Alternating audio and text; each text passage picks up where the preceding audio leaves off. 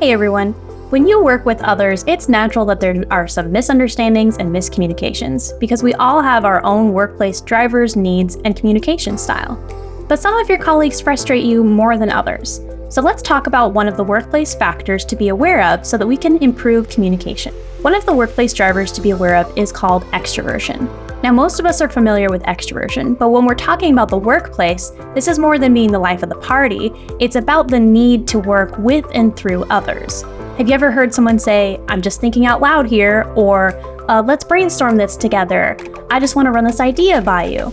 That's extraversion in action at work. So how do we get the best out of our high extroverted colleagues? First, provide that space for verbal brainstorming and getting their ideas and thoughts out loud. And also communicate to them when you are available for them to run that idea by you, or if you need your own space to work privately. It's also helpful if you commend them for their impact and influence on others. They really like that. At the other end of the spectrum, you have lower extroversion, sometimes called being an introvert. Now at work, this is the need to work independently or privately and think things through internally rather than talking them out loud.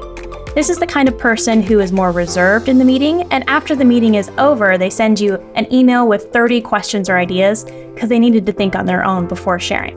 Your lower extrovert colleagues often tend to communicate with more substance over style and maybe brush off social connections.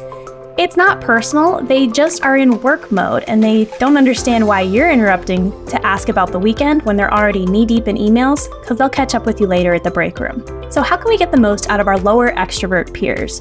First, don't pop into their office unannounced. Don't just send them a Slack or Teams message that says hi and nothing else.